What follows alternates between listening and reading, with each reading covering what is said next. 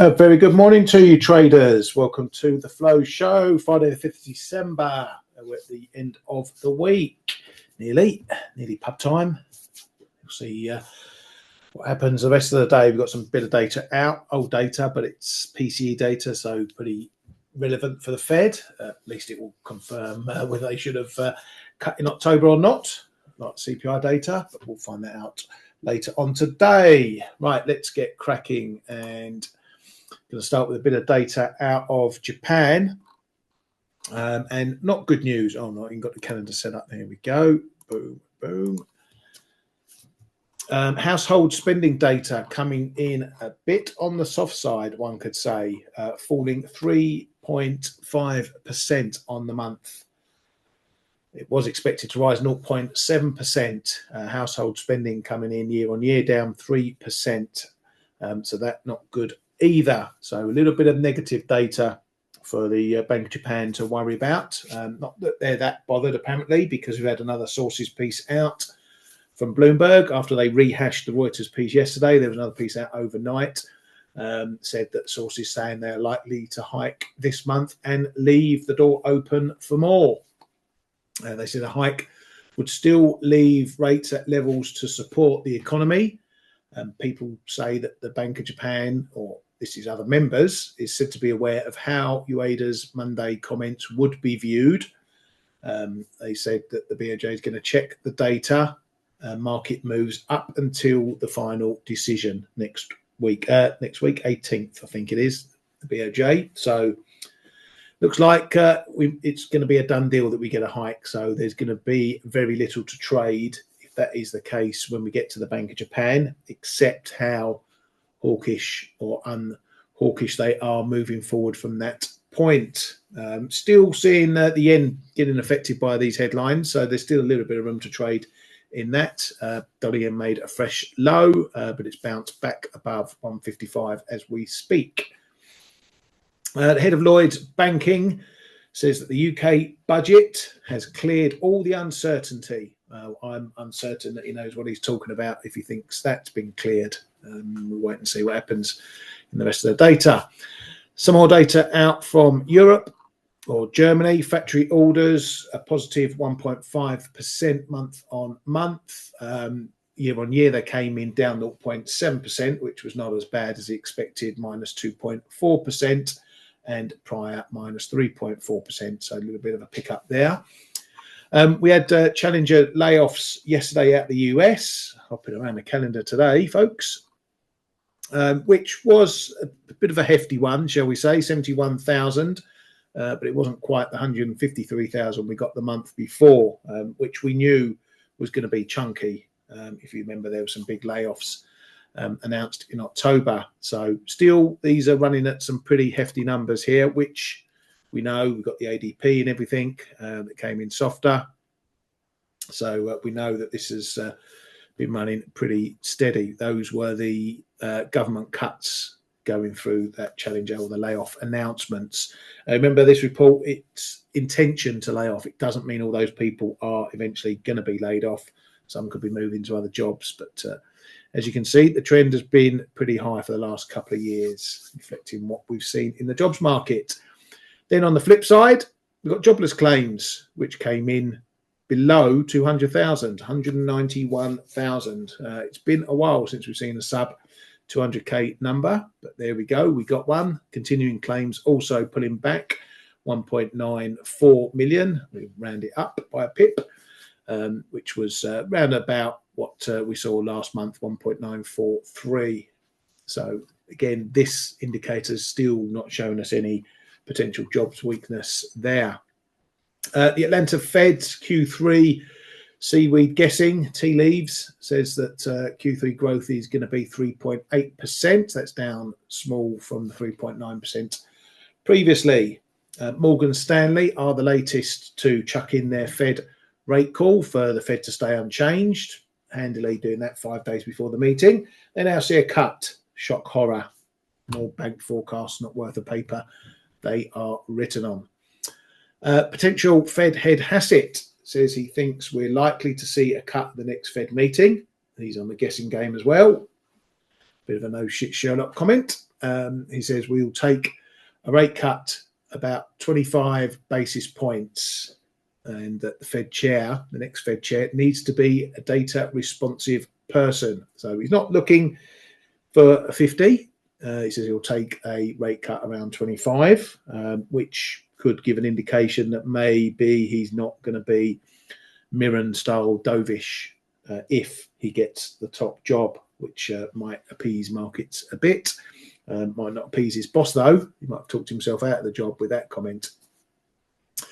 US Treasury Representative Greer says there are problems with the USMCA trade agreement.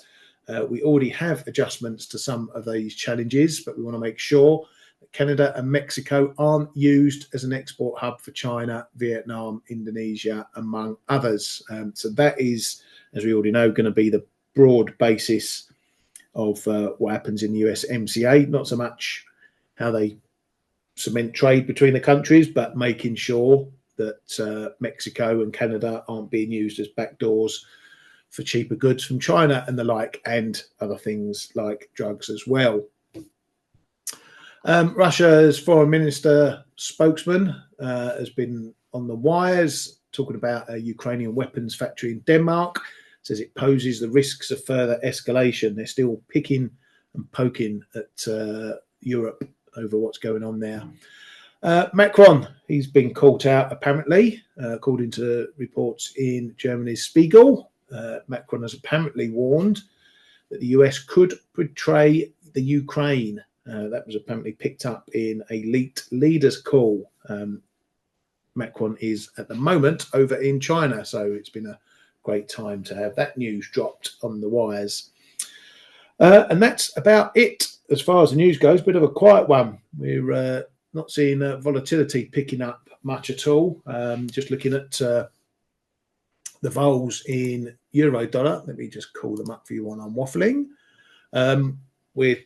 We've had a little move under 5%, which is not good news at all. Let's get that up. There we go. These are the vols I look at. You can get them on our platform. As you can see here, these are the 1 month vols. 4.98%, under 5%. Well, at 5% is getting pretty quiet. Under 6% is getting pretty quiet. Going under 5% is going to quieten things down even more. We have had a 30-odd pip range today in the euro, but not much else going on.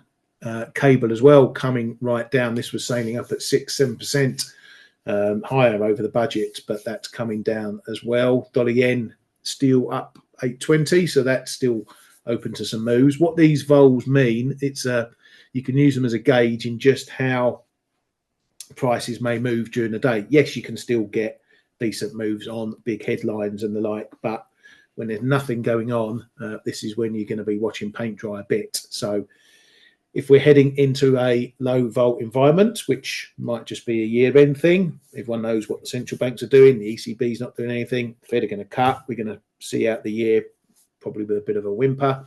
Then things are going to quieten down. You need to know how to adjust to this trading.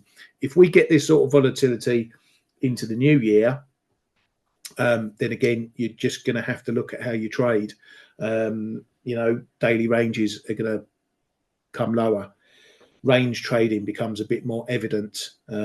Scalping becomes a better strategy because you're not going to be getting your 50, 60, 70 pip intraday moves potentially anymore if volatility stays low.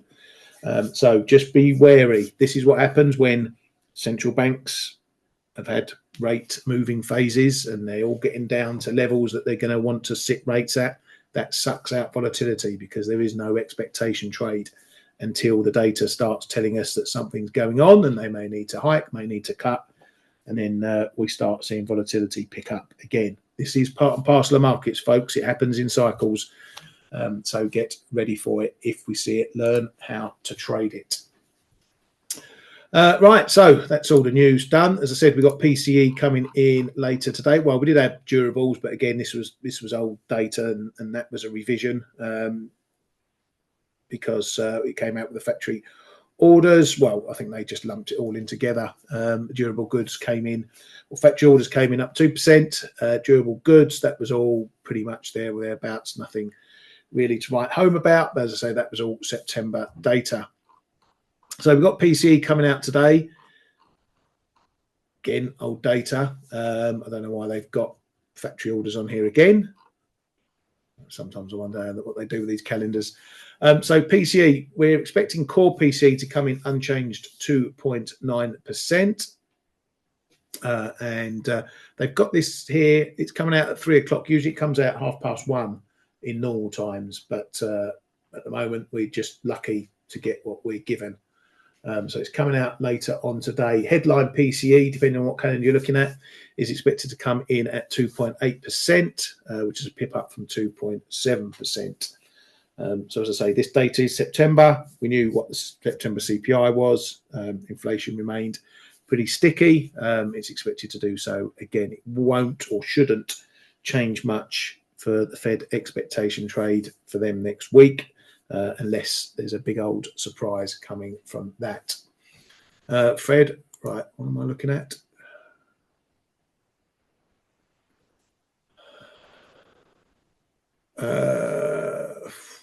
Right, talking about the Supreme Court ruling. Yeah, it could come anytime. I'm not sure when. We will probably know when it's going to come, but I don't know at the moment. I haven't looked into that.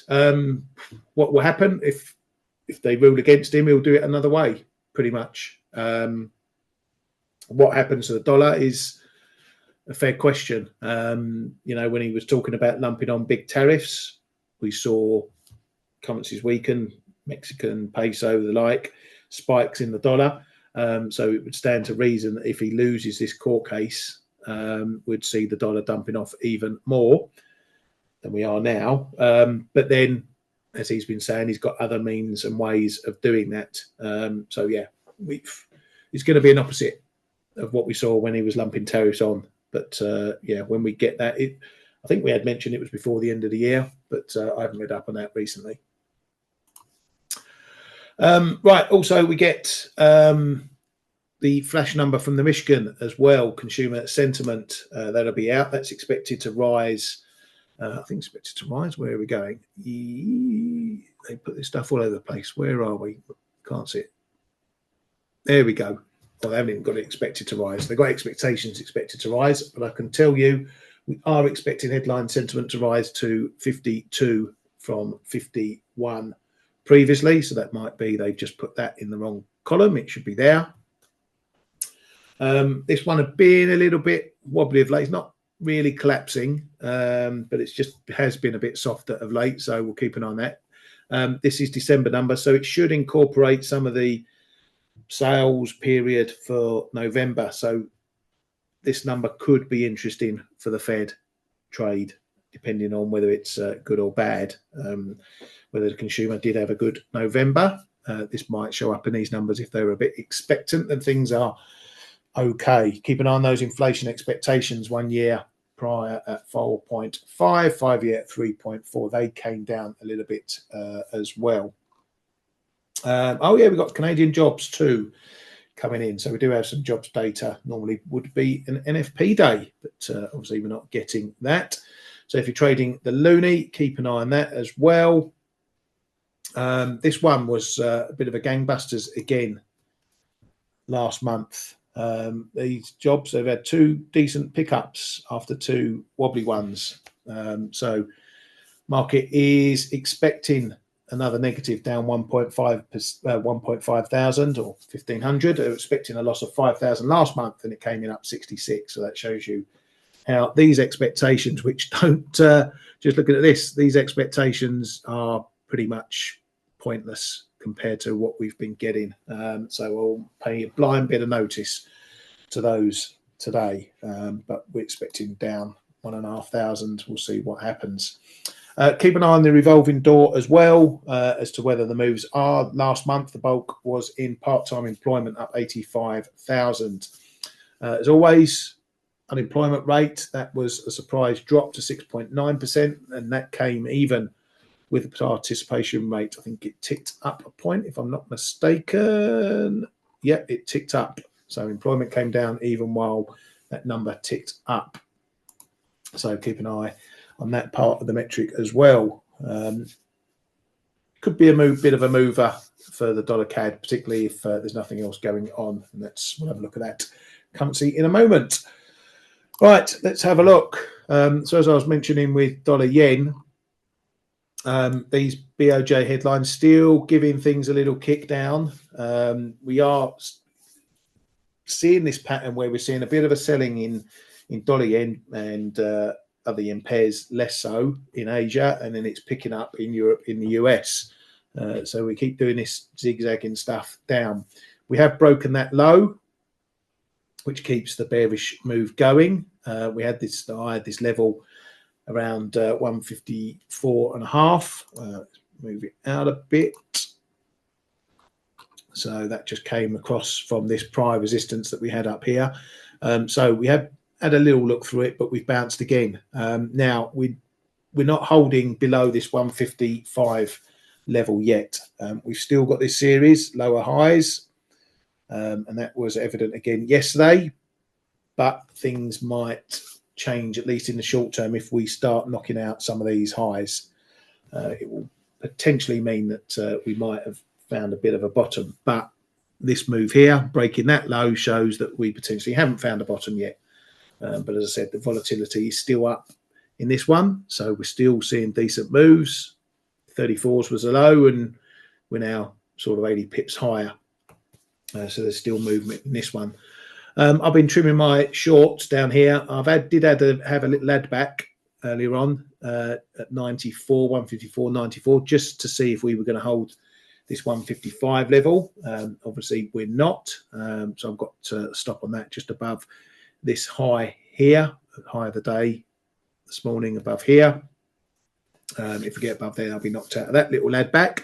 But I'm staying short because I don't see any reason why this trend should change at all. Into the euro, this one's been struggling up at this level that I highlighted previously, just around this 116, 65, 70s, just been an old traffic area that we've knocked around previously. It was the prior high back in late October. We've had moves above. It's tried to hold above, but it keeps failing. So this is your key level at the moment. It really needs to build a bit of a base, and then maybe we're going to get a push onto the 50 fib and the 117 level. But if it can't make hay above this level, then it's not. And I think yesterday we saw, buyers giving up. We saw a pullback back to this old fib here in this area around 116, 30s, 40s. Solid bounce off of there. Buyers are trying again this morning, failing again. So I think the longer we go without cracking this level properly, then we're likely to see a steeper pullback, and that'll probably take us down, low 116s, 20s, maybe down to the figure, maybe even a little bit more. So this one is, I'll say, a bit on the clock, but as you can see, we're in a pretty tight range at the moment. Cable, similar picture. We had this move up, couldn't quite get up to 134. It's been knocked back. I know a few people have got levels around 70, so couldn't get above there this morning. We're heading back down. It's nothing is breaking. Okay, this move here particularly is still holding. Okay, into the figure 133.20s, and the figure is where you want to be looking for this. Really, you've got a bit of a pivot in the middle. You know what cable's like. It likes trading the double O's and the 50s. So really, you probably want to be looking 133, 134 for your next main move, whichever way that one goes. But yeah, it's not. It's tried again, hasn't done it, and now we're just treading water.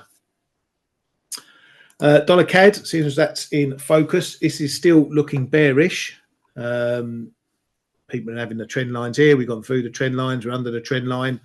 We're still not holding a break below this 139.40s. So this is becoming more important for me than the trend line or anything else. We did nick down to this 139.20 25, 30 area, which we've tested before. We've had plenty of moves down here before. Again, it's one of those levels that we've broken, but we can't hold it, and we've got back above pretty quickly. So we've had, over a good period of time, we've had a good test down here. So it is decent support, and the support is pretty decent from there all the way down to the 139 figure.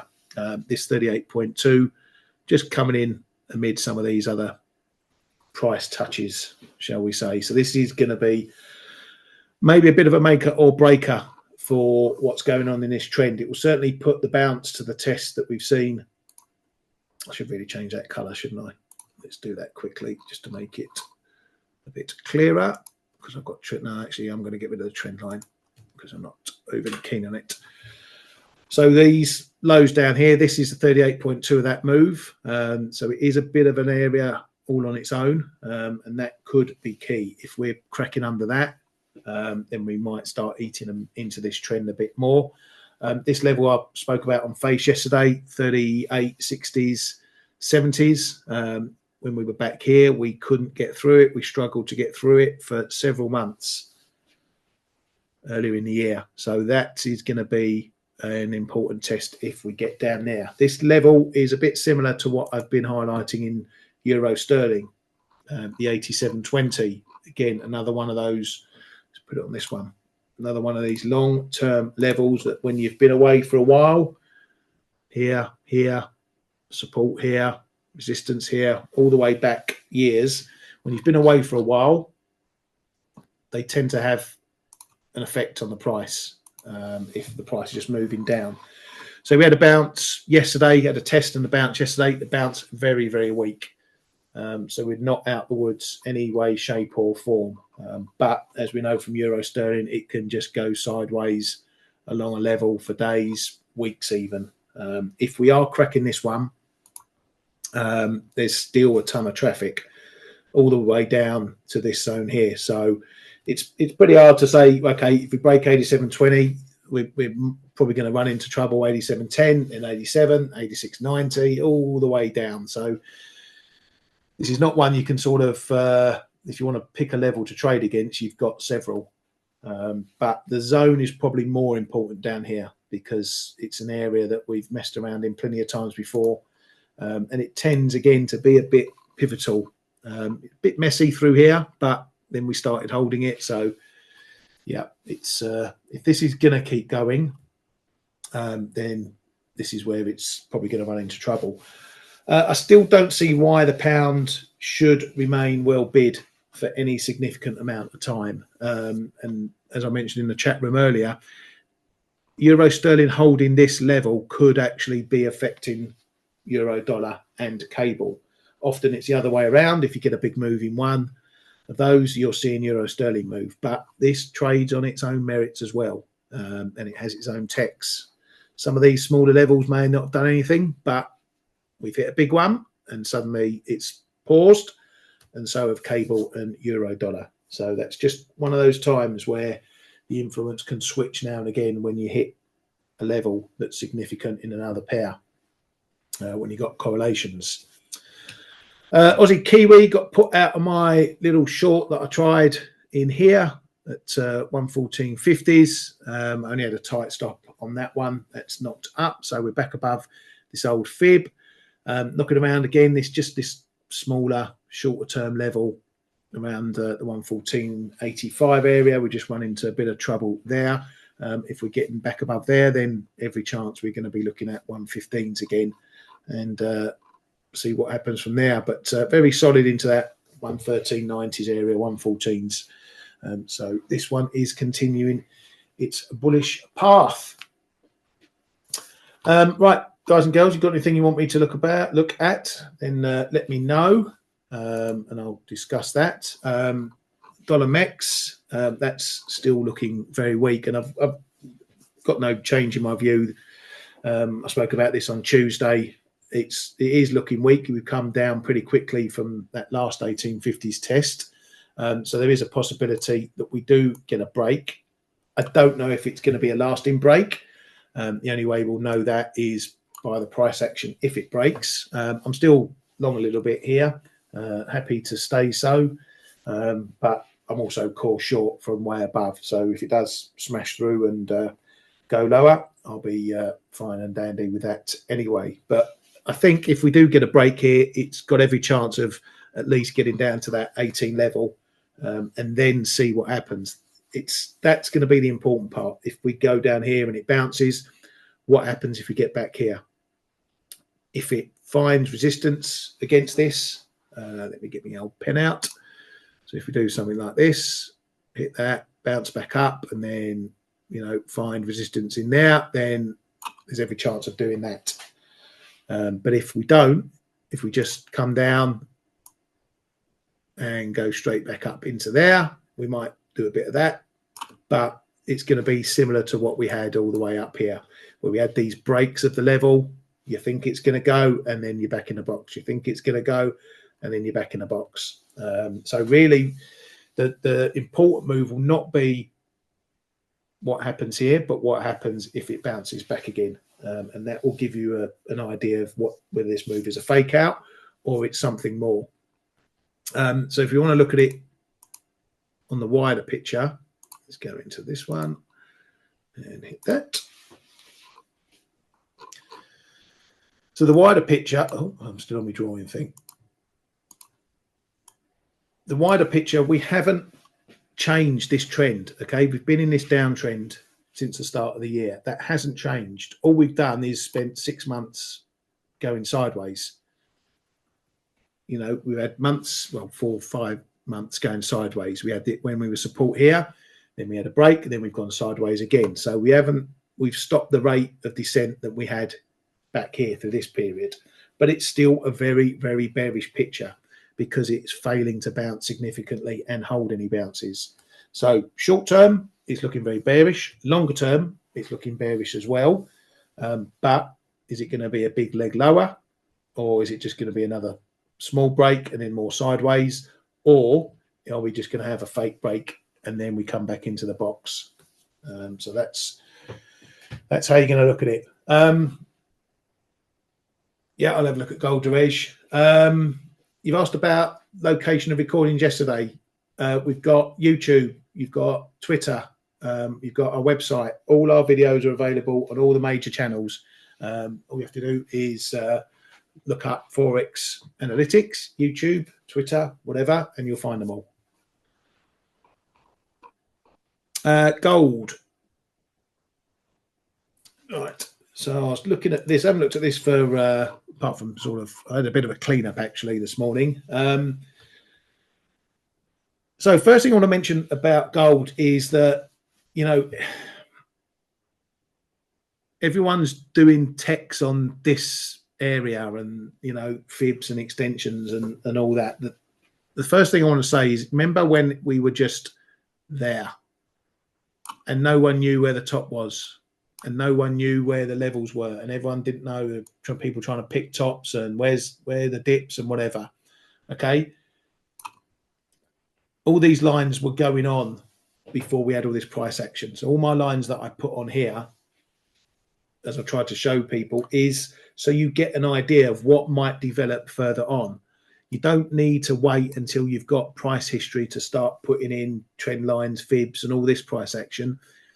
You already had some idea of what levels might be showing up when this was developing.